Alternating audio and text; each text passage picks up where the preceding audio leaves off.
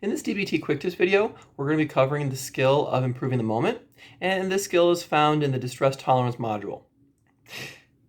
There's a big elephant on the table here with this particular skill. And that elephant is that you might not be able to fix the moment.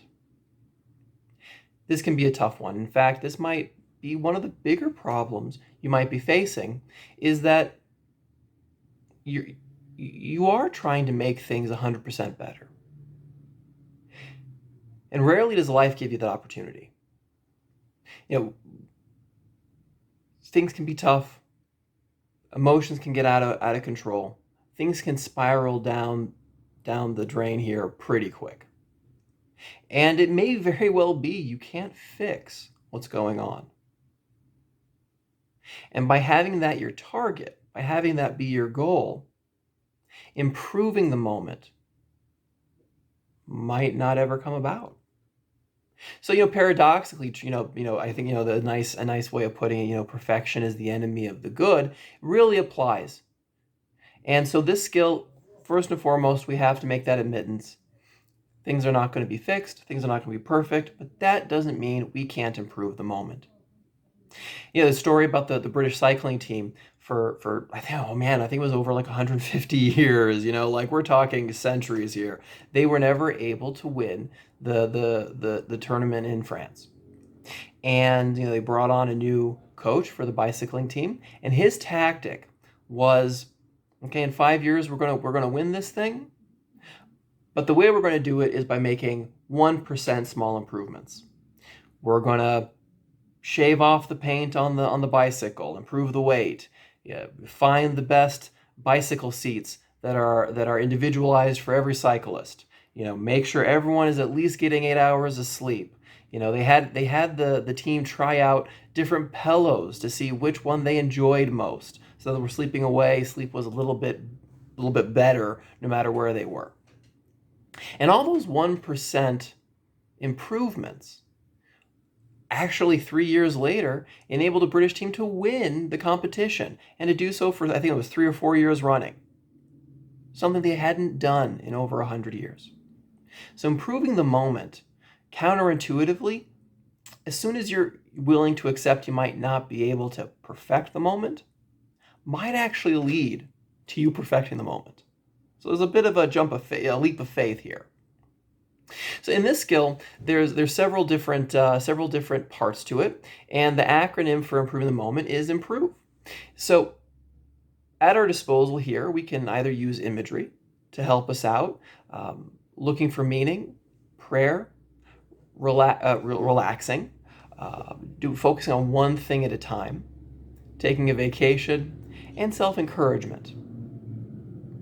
Let's break down these set of skills. So imagery. For a lot of people, it's helpful to create a safe space, a safe imaginary space for themselves. A place where they can mentally go to when things just get too rough. For me, I don't know why, I don't know how it developed, but it took time, to sit and really develop this for myself. Was sitting in an open cave with a desert in front of me, watching a lightning storm. And that image for me is very powerful. It's very awe-inspiring. It's very relaxing. It's an amazing place for me to mentally go when things get too tough.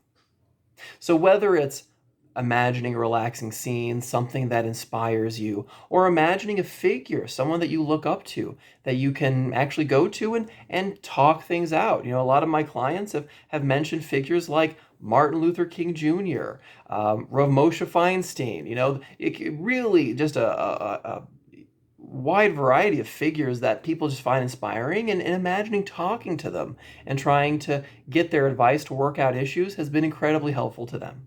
And that's been to be something that they can use to improve the moment. The next is meaning, finding meaning. A lot of people think of meaning as goals, things to achieve, but really meaning is more like a direction, going north. You never actually get to north. It's these big themes of being a great dad, a great husband. These are things you never achieve. It's not like anybody ever gives you a certificate, you are officially a great dad now. Meaning and values, they inspire us to act better, and they also can be used as a compass in tough situations. So, outlining 7 values that you have and using those as a compass, even like writing on a piece of paper, you're in a tough situation, pulling that out and seeing, being compassionate is a value, being fair, in a calm way, in a uplifting way. Well, that's also a value, and these things can again, be a compass during these hard times that we're in. Prayer can be very powerful. There's a lot of research that shows that prayer is actually a pretty effective tool at dealing with depression and anxiety. And there, it's trying to capture the sense of putting some of your burdens on a more powerful figure that might be able to help you carry those burdens. Prayer can serve this sort of function of getting back in touch with hope, and that there might be light at the end of this tunnel. And also, again, kind of cashing in on this experience of awe, this sort of sense that the world is bigger than the problems you have, and not that they're small, but that there's a harmony, there's a purpose, there's something real in a spiritual sense going on in the world around us that we get to tap into, that can fuel us during these hard times. The other tool here is relaxing. Whatever calms you down. Taking a hot bath, getting some warm milk, listening to calming music, maybe practicing yoga, pulling out the mindfulness skills that we've covered in previous videos. All those can be incredibly relaxing. And just doing it on the spot as opposed to when it's scheduled. But bringing that into this tough moment can improve things. Focusing on one moment, one thing in the moment, is another tool here. Trying to get focused. A lot of times in tough situations where things are going south, it's the complexity. It's having to think of 5 different things and how they're related to each other. So here it's slowing things down, one moment at the time, one problem at the time, not having to take on too much. I had a friend who was in the Merchant Marines, and he told me a story about how they were sailing in the Indian Ocean, and it was at night, and someone saw what looked like 2 torpedoes, and everybody melted. Like 2 torpedoes coming at your ship. I mean, there's a great example. You can't perfect the moment, but maybe you can improve the moment. And what he saw, the difference between the sailors who were able to do their job effectively and those that continue to fall apart, was those that were falling apart were trying to do everything at the same time. But those sailors that were able to put one foot in front of the other, one task first, second task second, having a sort of mechanical feel to things, well, they were the ones that were able to respond to this danger. As it happened to be the end of the story, it turned out that it was just 2 dolphins that were swimming towards the ship, so it had a happy ending. But again, the idea of not taking on too much and only solving one thing at a time, addressing one thing at a time, breaking up the problem into smaller pieces is incredibly effective at improving a moment. The next is taking a vacation. Maybe you want to crawl into bed for 10 minutes, get those covers over your head, curl up next to your favorite teddy bear, grab that pillow, hug that thing. Maybe, pull out YouTube. There's a video you wanted to watch, that maybe there's a song you want to listen to. You're telling the world, I'm taking 2 minutes. I'll get right back to you guys. The key here is we're not wanting to avoid these issues. We're not trying to use this as a way to get out of problems, because that itself can become a new problem, avoidance. But being able to catch your breath, even something as simple as paced breathing, is a way of being able to create a momentary calm around you so that you can re-engage the world and try and improve things just a little bit more. And the last is self-encouragement. A lot of people have a hard time with this one. In fact, I think about of all the skills that DBT has, self-encouragement is probably the most difficult for people. For good or bad, we live in a culture that values pulling oneself up from their bootstraps, work hard, do your best, and there's a lot of good to that, no doubt about it. But there's a wisdom lost in not being able to have self-compassion for yourself, that things are tough, that these are challenges, and taking some time to actually remind yourself of that. Listen, this is rough and you're doing a good job. Man, keep with it. Being your own cheerleader is something that I think we all deserve.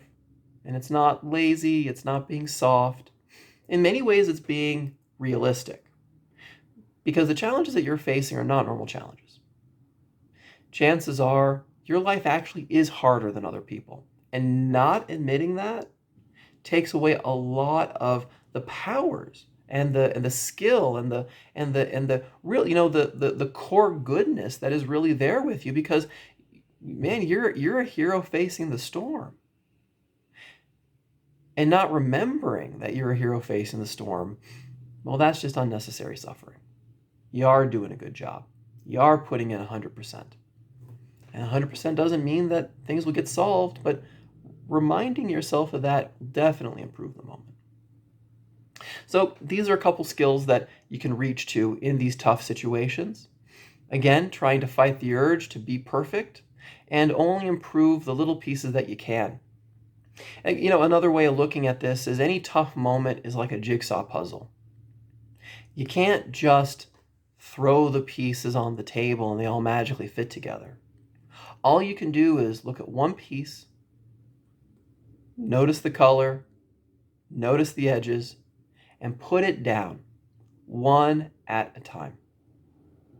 And each time you do that, doesn't make a full puzzle, doesn't make a full picture. But because you're doing that over and over and over, eventually you actually have a completed picture. That's improving the moment. Small steps do make a difference. They grow exponentially in terms of improving your life.